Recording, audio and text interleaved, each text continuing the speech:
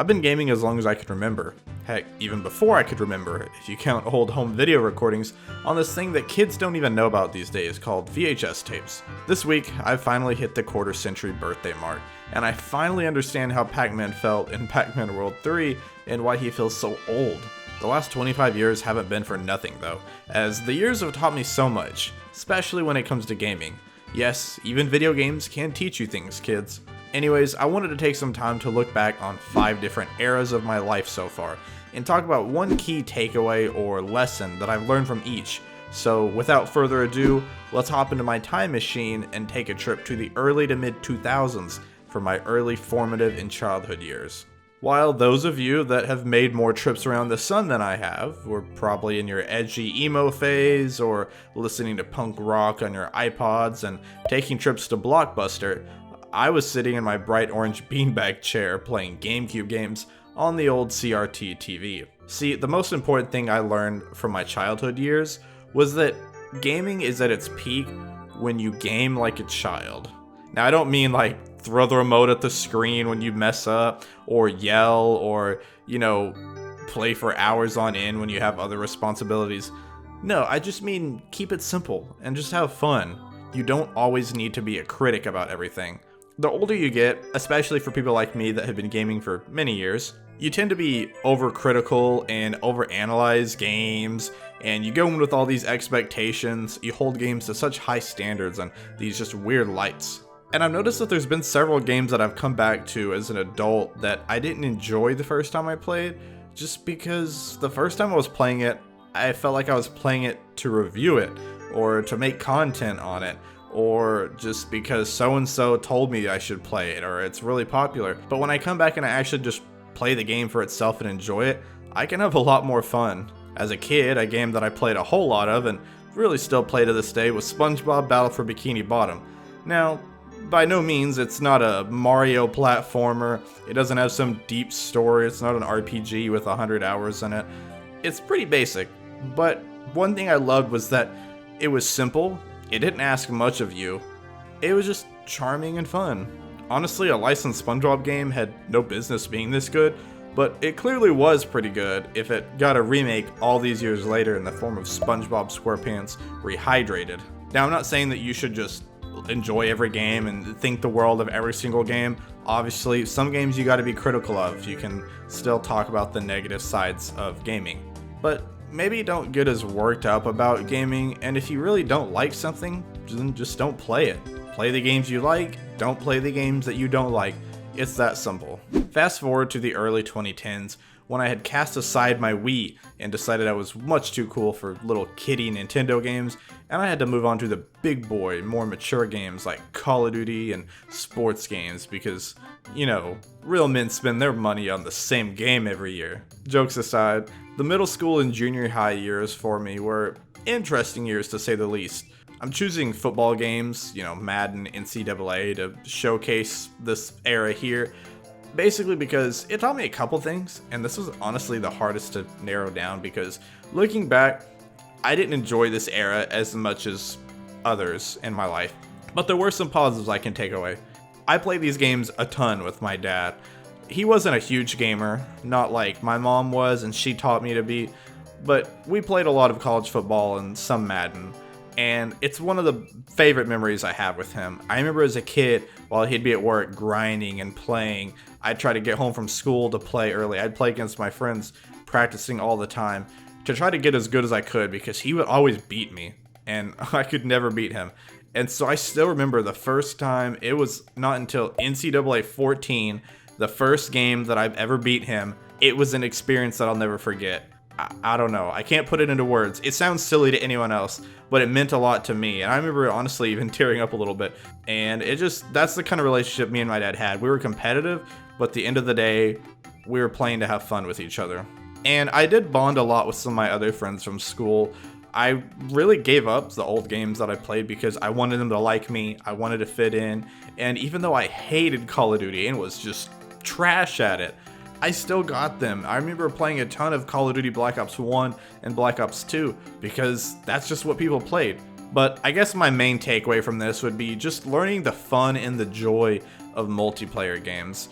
Yes, sometimes a, single player story is going to hit different, but honestly, sometimes, I'll take a multiplayer experience that's a little average, maybe above average, but with friends or family, it's always going to be more fun than a pretty solid single player experience, because at the end of the day, you're the only one that gets to have that experience, which is special, but there's nothing like being able to share that experience with someone else that you really care about and getting to show them the fun in gaming. And now we're going to move on to my high school years that honestly, had things even went a little bit differently, this could have been a really dark time in my life, because the first year or two, like freshman and sophomore year, were brutal for me.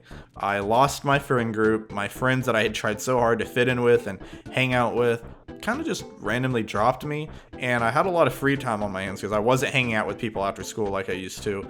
So when I went home, with all the free time I had, I would just watch YouTube. And when I say I watched YouTube, I mean, I watched a lot of YouTube. When I watched all this YouTube, one guy I happened to stumble into went by the name of Chugga Conroy. And what stood out about him to me was how much fun he had being himself and talking about the things that he loved, which were old Nintendo games. I remember watching playthroughs of his. The first one actually was when I was playing Majora's Mask for the first time, and I didn't really know what I was doing, as that can be kind of a confusing game with all the side quests and such. So, naturally, I just needed to look up a guide, and I ended up watching some of his Majora's Mask playthrough.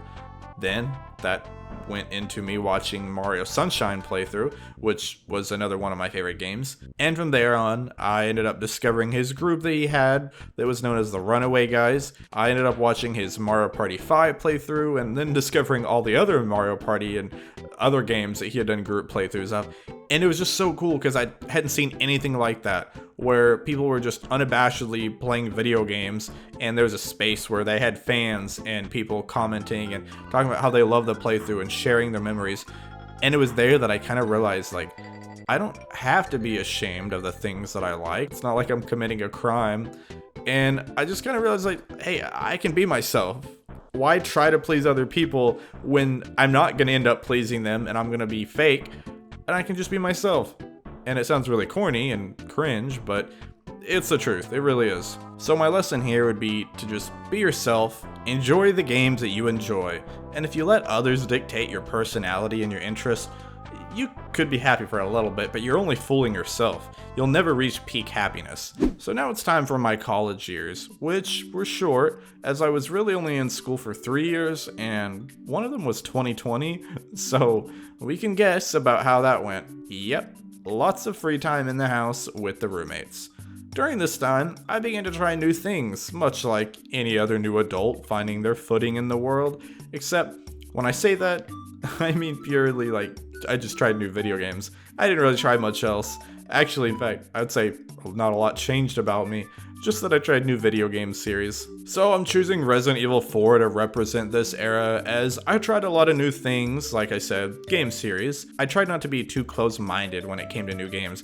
Heck, I tried series like Pokemon, Pikmin, Metroid, Kirby, but other stuff that wasn't Nintendo related, like Resident Evil and Silent Hill, Sonic, Metal Gear Solid, and even most recently, Yakuza. Some games will be for you and others won't.